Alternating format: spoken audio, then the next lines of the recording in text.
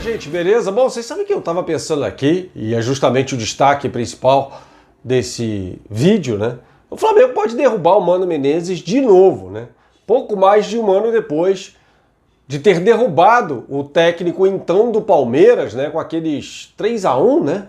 No Allianz Parque, no dia 1º de dezembro de 2019. O Mano tinha assumido o Palmeiras no dia 3 de setembro, ou seja, não completou 3 meses como técnico do Palmeiras. Foi lá e me lembro até que tinha poupado o time no jogo contra o Fluminense, perdeu, o Flamengo já era campeão, tá para ganhar do Flamengo, para mostrar que o Flamengo não era nada disso, entre outras coisas. Aí eu nunca ouvi isso da boca dele, essa é uma conclusão minha, né?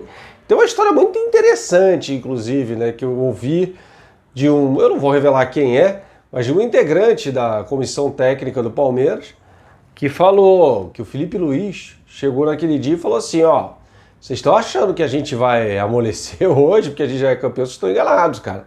A gente vai jogar para ganhar e para ganhar bem de vocês, não deu outra. O massacre, se o Flamengo tivesse tirado o pé, o Gabigol saiu naquele jogo, seria muito mais, né? Mas voltando aqui ao presente, né, falando sobre esse jogo deste domingo entre Flamengo e Bahia no Maracanã, às 6h15 da tarde, por que eu acho que o Mano vai cair se perder? Porque ele vem de 6 derrotas consecutivas, foi eliminado aí, e era óbvio que isso ia acontecer pelo Defensa e Justiça, com 2 derrotas nas quartas de final da Copa Sul-Americana. Já tinha passado assim um sufoco danado com o União Santa Fé, União de Santa Fé, né? Tinha ganhado em casa, mas com o Douglas pegando até pensamento, e no segundo jogo na Argentina foi um empate, mas o Luna Diali, né, jogador do União Santa Fé, foi expulso no primeiro tempo ainda. Então ele trabalhou ali com as circunstâncias. Mas depois não, foi o Defensa e Justiça passou como quis pelo Bahia, mais até do que contra o Vasco. Foi mais dominante do que no confronto anterior das oitavas contra o Vasco da Gama. Então o time do Bahia é fraco. Eu fiz o jogo na semana passada, transmiti o jogo, assim como estarei nas transmissões também de Flamengo e Bahia para mais de 100 países, agora aumentou o número de países, mundo afora, né? O Bahia era um nada naquela partida. Foi um nada, foi completamente um nada naquele jogo. O Palmeiras fez 3-0 no primeiro tempo e poderia ter feito mais. Tirou o pé, não era o Abel Ferreira o técnico no banco naquela ocasião, ele tirou o Rony, tirou o Matias Vinha, tirou o Gustavo Gomes no segundo tempo, assim, ele poupou o time. O Mano até, para você ver como os números não dizem absolutamente tudo no futebol, né? O time do Mano finalizou mais 18-15, o Everton fez uma grande partida, mas o Palmeiras assim tirou o pé. Fez um gol logo aos 5 minutos com o William. Foi assim, e ele fez uma bobagem, o Mano, naquele jogo, que se ele fizer isso amanhã, ele pode fazer isso no jogo contra o Flamengo. Aí, meu amigo, vai ser uma goleada. E aí, neste domingo, a gente fala mais na apresentação do jogo, né? Sobre Flamengo e Bahia.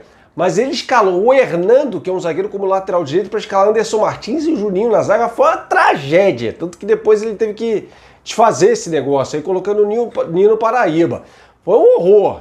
Aí na lateral esquerda ele não tinha o Juninho, que vai ter no jogo contra o Flamengo, e ele não vai ter o Ronaldo, né? Vai ser o desfalque do time, o Ronaldo que está emprestado pelo Flamengo, né? Ao Bahia, então não joga. Então é capaz no ataque ele ter o Índio Ramírez, o Elber, o Gilberto, né? O Ramon. Eu não sei quem vai substituir o Ronaldo, amanhã eu posso trazer essa informação antes do jogo. E o Gregory, né? Esse deve ser o time do Bahia. E o goleiro Douglas está pegando tudo, né? Vocês sabem que o Bahia vai ser para mim um adversário frágil, como foi para o Palmeiras.